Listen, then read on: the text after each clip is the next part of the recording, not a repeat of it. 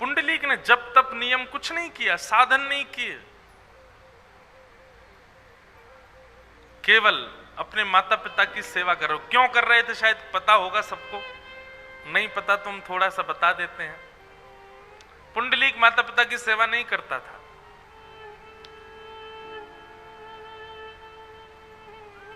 भक्ति में दो प्रकार के लोगों का प्रवेश होता है। मैं गलत भी हो सकता हूं लेकिन फिर भी बोल रहा हूं, भक्ति में दो प्रकार के लोगों का प्रवेश होता है। पहले वो जिनके पूर्व जन्म के संस्कार सुदृढ़ होते हैं, और दूसरे वो जो घोर नास्तिक होते हैं। भक्ति में ये दो ही लोग प्रवेश करते हैं। या तो पूर्व जन्म के संस्कार सुदृढ़ हैं तो भक्ति में प्रवेश हो जाएगा, किसी किसी को सिखाना नहीं पड़ता, अपने आप उसमें भक्ति आ जाती है, अपने आप उसको प्रेम आ जाता है, अपने आप उसके अंदर भाव आ जाते हैं। और किसी किसी को लाख सिखाओ फिर भी नहीं सीखता, लेकिन एक घटना उसके जीवन में ऐसी घटेगी कि पूरा जीवन परिवर्तित, और वो ऐसा भक्त बनता है ठाकुर जी का, पुंडलीक जैसा। तो भक्ति में दो लोगों का प्रवेश है, या तो जिसके पूर्व जन्म के संस्कार सुदृढ़ हैं, या फिर इस जन्म में जो घोर नास्तिक है, जो बहुत दूर रहता है ठाकुर जी से। या तो वो ठाकुर जी के समीप चला जाएगा, या फिर वो जो पूर्व जन्म से समीप है वो समीप जाएगा। बीच वाले के सीताराम, बीच वाले तो ऐसे घूमते रहते हैं। मैंने ऐसा अनुभव किया, इसलिए मैं अपना अनुभव बता रहा हूं। कई लोगों को ऐसा देखा है, वो कथा भागवत कराने वालों का मजाक उड़ाते रहते, कथा करने वालों का मजाक उड़ाते रहते हैं, और उनके जीवन में ऐसी कोई घटना घट जाती है, सबसे आगे आसन लगा के बैठते हैं फिर कथा में। क्यों भाई, अब क्या हुआ? नहीं, मेरी आंखें खुल गई, अब तो बस यही मेरी ठौर है। तो पुंडलीक तो, भगवान तो बहुत दूर की बात, माता पिता कोई कुछ नहीं मानता था। एक दिन त्रिवेणी संगम प्रयागराज में एक आश्रम में पुंडलीक सोया था।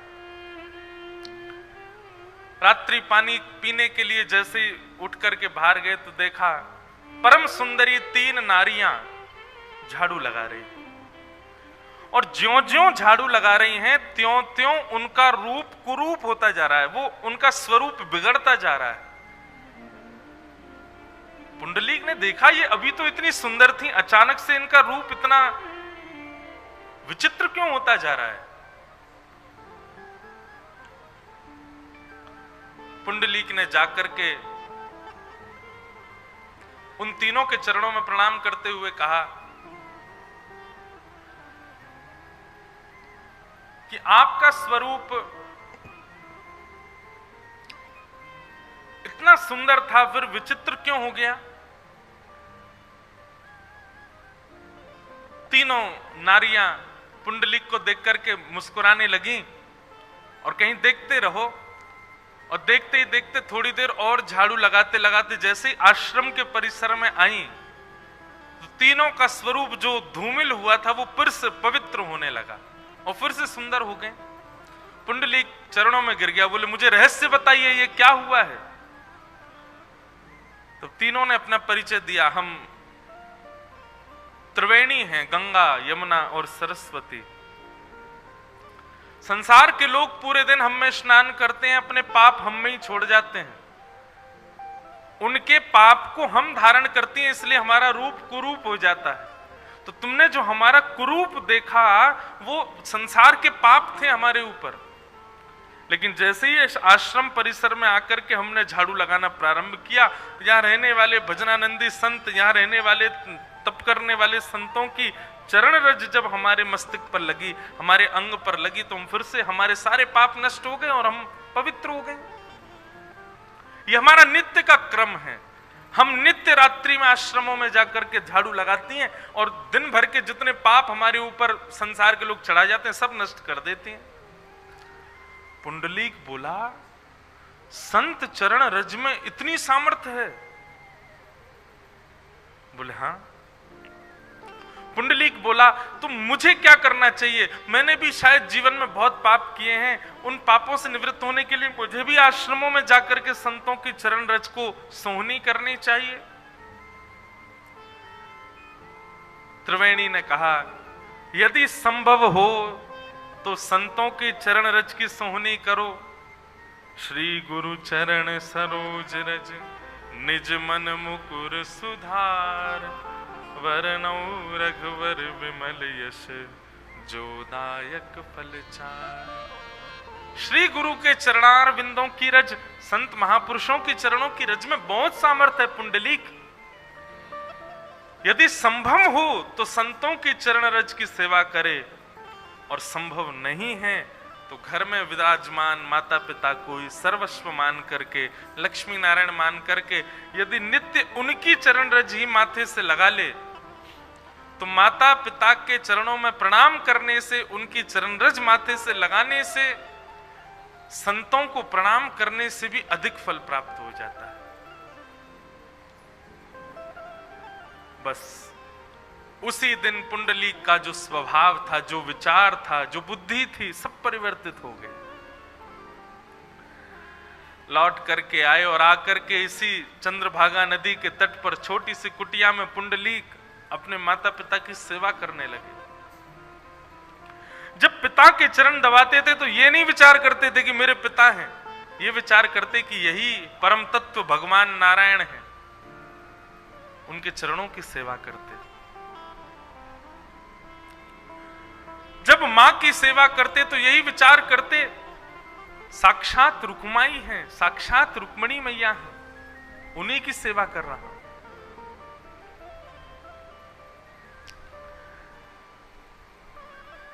साक्षात नारायण और साक्षात लक्ष्मी, महालक्ष्मी का रूप माता पिता को मान करके सेवा करने लगे। पुंडलीक की उस भक्ति से अत्यंत प्रसन्न श्री द्वारिकाधीश पंढरपुर में आकर के विराजमान हो गए। बोलो विठ्ठल भगवान की। इतना सुंदर वर्णन है ठाकुर जी का, ऐसा सुंदर रूप है ठाकुर जी का। यहां पर ठाकुर जी आए तो थे पुंडलीक को दर्शन देने के लिए।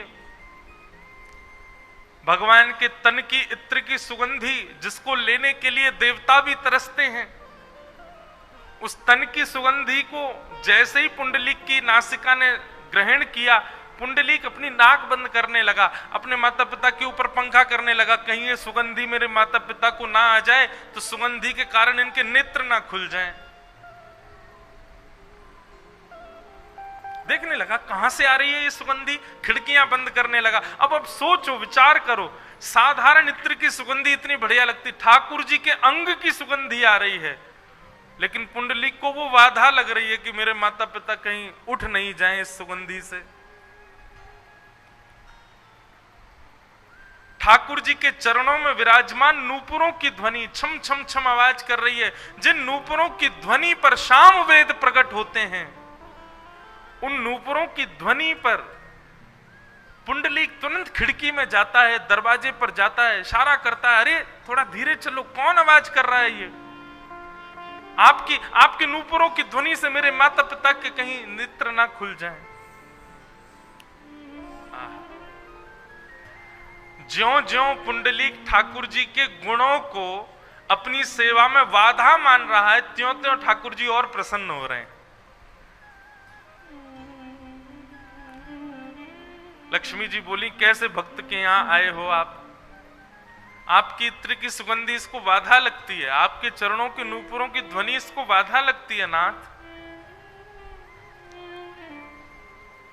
बोले, यही निष्ठा तो मुझे प्रिय लगी पुंडलीक की। दुनिया के लोग इन सब आवरणों पर रीझ जाते हैं, पर पुंडलीक की सेवा में मेरे आवरण भी उसको हटा नहीं पा रहे हैं। वो अभी भी माता पिता की सेवा में ही है। ये निष्ठा, ये प्रेम, ये लगन मुझे पुंडलीक की खींच लाई है यहां तक। द्वार पर आकर के भगवान खड़े हो गए।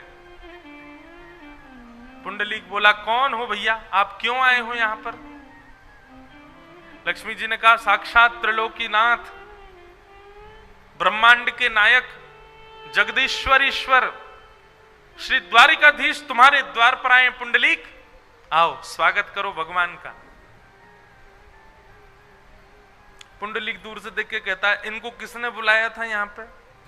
क्यों आए हैं यहाँ पे? इनको मैंने तो नहीं बुलाया था, मैंने तो आमंत्रण नहीं दिया था, फिर क्यों चले आए? लक्ष्मी जी हाथ पकड़ के बोली, अब या तो आप चलो, नहीं तो मैं नाराज हो जाऊंगी।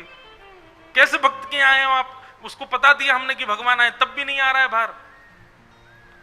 ठाकुर जी बोले, अब तो इससे जरूर मिलके जाऊंगा मैं। इसको ये बात भी नहीं हिला रही है सेवा से कि मैं परमात्मा द्वार पर खड़ा हूं। अरे कोई ये सुन ले कि बाहर कोई एक्टर आ गया है तो अपने चार काम छोड़ के भाग जाए। ये पता चल जाए कि हमारे नगर के विधायक जी आए बाहर, अभी कोई हल्ला कर दे कि बंबई से कोई बहुत बड़ा फिल्म सितारा आया, आप कथा छोड़ के भाग जाओगे। सेवा तो बहुत दूर की बात। लेकिन पुंडलीक को तो यह बता दिया कि साक्षात परमात्मा तेरे द्वार पर आए हैं, स्वयं लक्ष्मी बता रही हैं। पुंडलीक कहता है, इनको किसने बुलाया? मैंने तो नहीं बुलाया था, और जब मैंने नहीं बुलाया तो मैं स्वागत क्यों करूं इनका? लक्ष्मी जी नाराज हो गई, लेकिन ठाकुर जी बोले, इसकी सेवा तो देखो, इसकी निष्ठा तो देखो। मेरे तन की सुगंधी इसको नहीं हिला पा रही, मेरे नूपुरों की ध्वनि से इस पर कोई असर नहीं पड़ता, मेरे स्वरूप के सौंदर्य से इसको प्रभाव नहीं हो रहा। मैं कौन हूं ये पता लगने पर भी वो अपनी सेवा नहीं छोड़ रहा है। ऐसी निष्ठा मुझे ये प्रिय है, मैं तो इससे मिलके जाऊंगा। रुक्मणी जी उदास होकर के चली गई। बोले, तुम जाओ तो जाओ, हम तो इससे मिलके आएंगे। जाते जाते रुक्मणी जी कह गई, पतिदेव तो मेरे ही हैं, खड़े बेचारे द्वार पर। अरे पुंडलीक, स्वागत नहीं कर सकते तो कम से कम आसन ही दे दो भगवान को। अरे घर पर आए मेहमान को कोई बैठाता तो है, आसन दे दो एक। पुंडलीक बोला, कहां जाऊं आसन लेने के लिए? इतने विशाल तो ये हैं, बैठने के लिए भी बड़ा आसन चाहिए होगा इनको, कहां से लाऊं? तभी एक ईंट वहां थी, खिसका दी भी नहीं, पधराई भी नहीं, व्यवस्थित भी नहीं, कि खिसकाई है नीचे से, लीजिए, जब तक मेरी सेवा ना हो जाए प्रतीक्षा कीजिए, आसन पर बैठिए। लक्ष्मी जी ने हाथ पकड़ लिया, बोले, खबरदार, जो आप यहां रुके तो चलिए मेरे साथ। ठाकुर जी बोले, नहीं, अब तो मैं मिलके ही जाऊंगा। और ठाकुर जी पुंडलीक के द्वारा पधराए हुए उस निष्ठुर आसन पर अपनी दोनों भुजाओं पर कमर धारण करके खड़े हो गए। श्री पुंडलीक भगवान, श्री पंडरीनाथ भगवान अपने भक्त पुंडलीक की प्रतीक्षा में आज तक खड़े हैं। आज भी प्रतीक्षात्मक मुद्रा है श्री पंडरीनाथ विठल भगवान की। इस भूमंडल को, इस पृथ्वी को, इस पूरे ब्रह्मांड को एक ऐसा रूप प्रदान किया जो रूप केवल पंढरपुर में और कहीं नहीं है।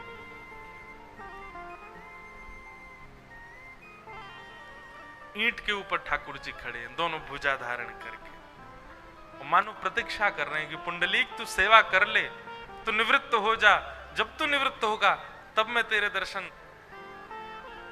अब मुख से निकल तो ऐसा रहा है, तब मैं तेरे दर्शन करूंगा, लेकिन ये कह भी दूं तो कोई अंतर नहीं। यहां पर भक्त प्रयास करते हैं पूरे ब्रह्मांड में ठाकुर जी के दर्शन के, लेकिन पंढरपुर एकमात्र ऐसा स्थान है जहां ठाकुर जी प्रयास कर रहे हैं भक्त के दर्शन के लिए। ऐसा ये पंढरपुर। अच्छा, एक बात कहूं, भक्ति ऐसी ही होनी चाहिए। मैं प्रयास करता रहूं ठाकुर जी से मिलने के लिए तो समझो भी भक्ति सामान्य है, लेकिन भक्ति की स्थिति ऐसी हो जाए कि ठाकुर जी प्रयास करें मुझसे मिलने का, मेरे पास आने का, मेरे पास बैठने का।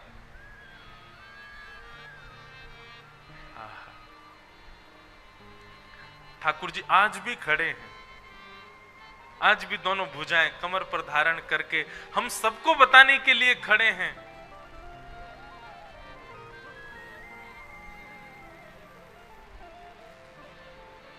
बहुत भाव है। अब 7 दिन हम पे कुछ है ही नहीं, हम पे यही काम है, हम पंडरीनाथ भगवान के नए नए भाव ही बताते रहेंगे।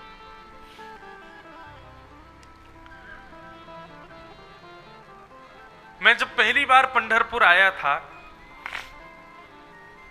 तो हमने यहां सेवायत जो सेवा कर रहे थे उनसे पूछा कि ठाकुर जी उस समय पर ऐसे खड़े हुए पुंडलीक के लिए, अब क्यों खड़े हैं?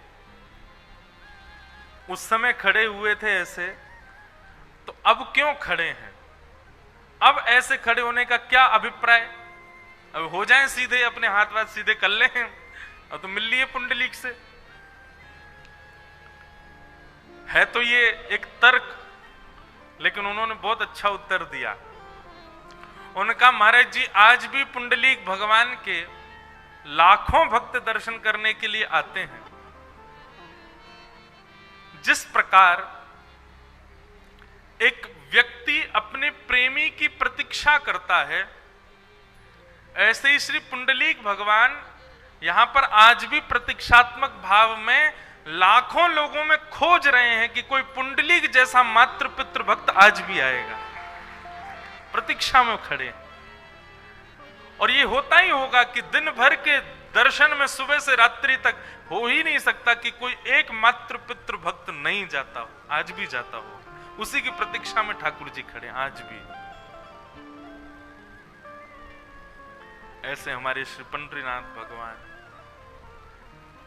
तो कहने का अभिप्राय, जप से नहीं, तप से नहीं, साधन से नहीं, अनुष्ठान से नहीं, व्रत से नहीं, नियमों से नहीं, केवल मातृ पितृ भक्ति से ठाकुर जी प्रकट हो गए पंढरपुर में और आज तक विराजमान।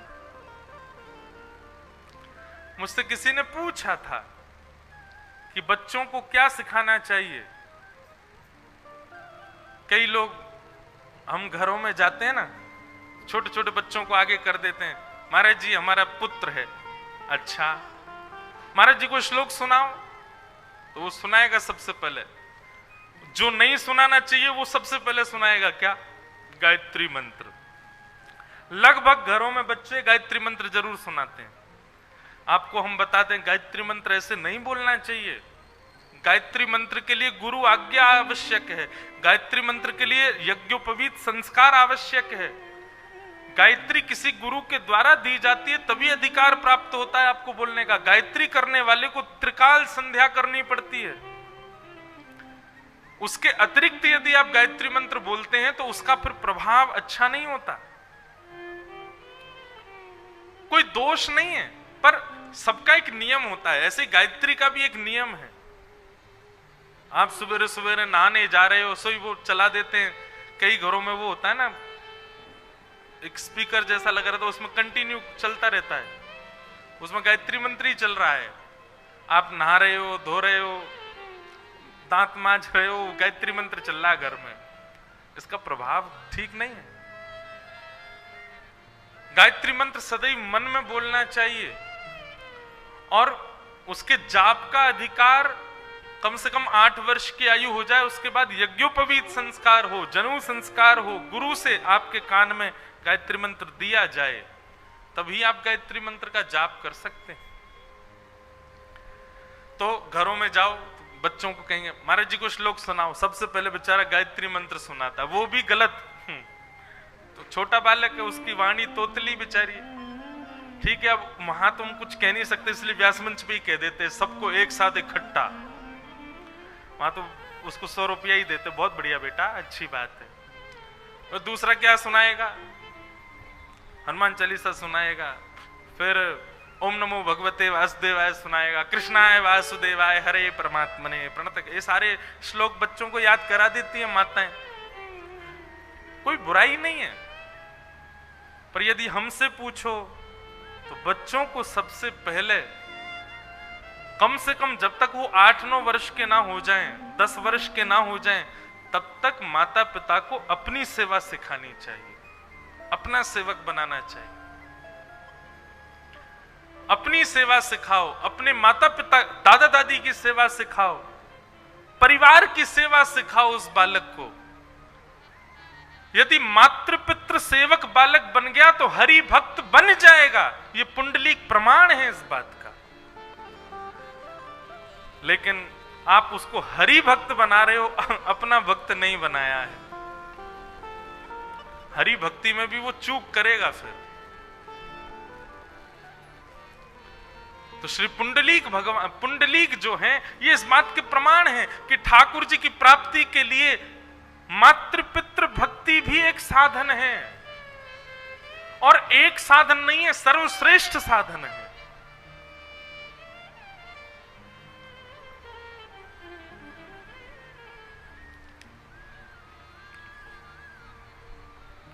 कई बच्चे होते हैं वो इंट्रोवर्ट होते हैं, ज्यादा एक्सप्रेस नहीं कर पाते अपने माता पिता के प्रति प्रेम जो होता है। कोई आवश्यकता नहीं कि आप सब चीज प्रस्तुत करो, पर हृदय में वो प्रेम सदा स्थितिवंत होना चाहिए। तो ऐसे पुंडलीक की भक्ति से प्रसन्न होकर के श्री पंडरीनाथ भगवान चंद्रभागा नदी के तट पर यहां विराजमान है। एकमात्र ऐसे ठाकुर जी हैं, हमारे भारत में दो ऐसे ठाकुर जी हैं जिनको सबको छूने का अधिकार है, सब छू सकते हैं उनको। एक तो श्री पंढरपुर के श्री हमारे विट्ठल भगवान, और दूसरे हमारे ब्रजमंडल में श्री गोवर्धन नाथ, श्री गिरिराज जी। इनको पकड़ लो, लिपट जाओ, छू लो, कैसू कर लो, सब अधिकार है। अभी कितने लोग आप में से दर्शन कराए पंढरपुर पंडरीनाथ भगवान के? किस किस ने ठाकुर जी को गले लगाया? हाथ ऊपर करो। कुछ ही लोग कर पाए अभी। वो जो भी समय रहता हो दर्शन का देख लीजिएगा, भले ही लाइन में लग के जाना पड़े, धक्का मुक्की खा के जाना पड़े, जाइएगा। और ठाकुर जी के श्री चरणों को ऐसे अंक में भर के, उसकी सुगंधी लेकर के, स्पर्श सुख अपने हाथों में अनुभव करके, बस हृदय से लगा के तब बाहर आइएगा। और फिर उसी स्मृति को बार बार चिंतन करते रहिएगा। सुगंधी कैसी थी, रूप कैसा था, जब मैंने स्पर्श किया तो स्पर्श कैसा था, और उस स्मृति को सदा अपने चित्त में धारण करके रखिएगा। अच्छा एक बात कहें, एक बार आप जब चरण स्पर्श करके आ जाओगे तो शायद आप दोबारा नहीं जाओ। क्यों? भीड़ बहुत होती है ना। वो महाराज जी सुबह के लगे तब जाकर के तो नंबर आया। हमको तो पता है कि हमको तो कहीं ना कहीं से काट कूट करके वीवीआईपी ले जाया जाएगा, हम तो सीधे अंदर पहुंच ही जाएंगे। लेकिन हम आपको इसके फायदे और नुकसान बता दें। व्यक्ति जब ठाकुर जी के धाम में जाकर के वहां पर भी अपना कंफर्ट जोन देखता है ना, धाम में मिलने वाली छोटी छोटी जो ये पीड़ाएं होती हैं, जो असुविधाएं होती हैं, इनसे बचने का जब प्रयास करता है ना, तो धाम में क्या होता है, आपके जीवन में आने वाली बड़ी असुविधा, वही यदि आपने धाम में छोटी सी असुविधा सह ली तो आपके जीवन की बड़ी असुविधा जो है वो समाप्त हो जाती है। बात समझ में आई? मान लीजिए पंढरपुर से जाने के बाद में आपकी लाइफ में कोई बहुत बड़ी प्रॉब्लम आने थी, कुछ भगवान ना करे शारीरिक कोई दिक्कत आने वाली थी, हैं? पथरी बन गई पेट में, या फिर कुछ और हो गया, जो भी कुछ भगवान करे कुछ नहीं हो, बढ़िया सुखी रहो, यहां से जाने के बाद खांसी भी नहीं हो आप लोगों को। लेकिन मान लो भाई संसार है, प्रारब्ध सबके जीवन में आता है। कोई तन के दुख से दुखी है, कोई मन के दुख से दुखी है, कोई धन बिन रहत उदास, कोई बिना धन के उदास है। दुख तो जीवन में आता है, पर जब हम किसी तीर्थ में जाते हैं, किसी धाम में जाते हैं, और वहां जो छोटी छोटी असुविधा, भोजन की असुविधा हो, सोने की असुविधा हो, मार्ग पर चलने या इधर उधर जाने की असुविधा हो, नदी स्नान की असुविधा हो, दर्शन में असुविधा हो, यदि आप उस असुविधा को स्वीकार कर लेते हैं तो आपके जीवन में आने वाली भयंकर असुविधा जो है वो धाम में छोटी असुविधा से नष्ट हो जाती है, खत्म हो जाती है। तो अगर वो सहन कर लो तो अच्छा है। क्यों गिरिराज जी की परिक्रमा लगाते हैं? पैदल पैदल घूमना भी तो एक असुविधा है, पांव थक जाते हैं, छाले पड़ जाते हैं। ये भक्ति में असुविधा ही क्यों होती है? हिमालय पर जाएंगे, तपस्या करेंगे, 100-100 वर्ष तक की तपस्या करते हैं, ये असुविधा क्यों?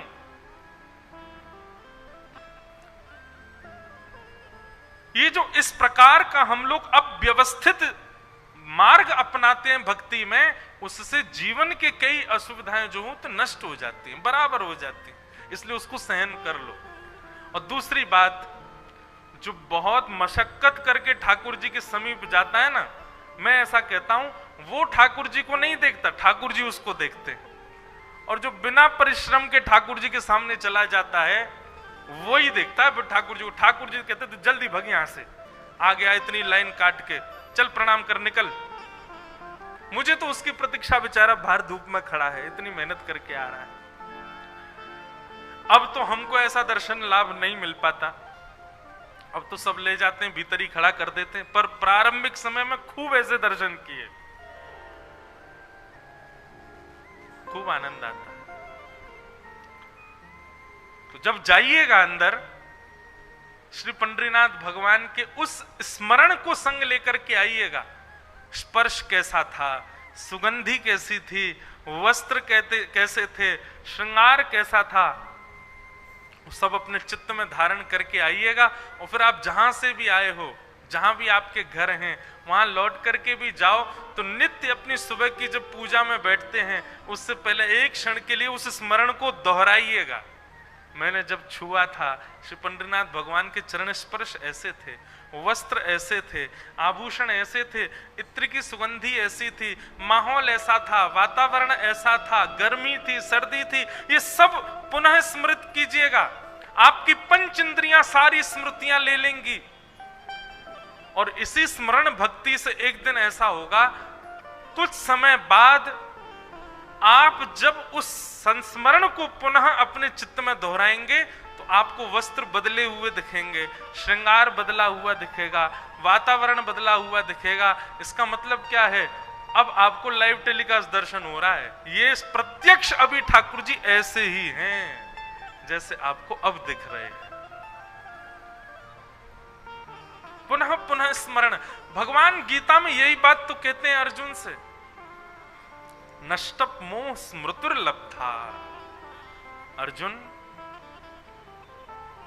अर्जुन कहता है कि मेरा मोह नष्ट हो गया, मुझे स्मृति प्राप्त हो गई है। भगवान कहते हैं बस ये स्मृति तेरा कल्याण करेगी अर्जुन। स्मृति। ऐसे श्री पंढरीनाथ भगवान पुंडलीक पर कृपा करने के लिए श्री पंढरपुर धाम में विराज रहे हैं। उनकी चरण सन्निधि में हम आप सब लोग सत्संग करने के लिए एकत्रित हुए हैं, ये हमारा परम सौभाग्य है।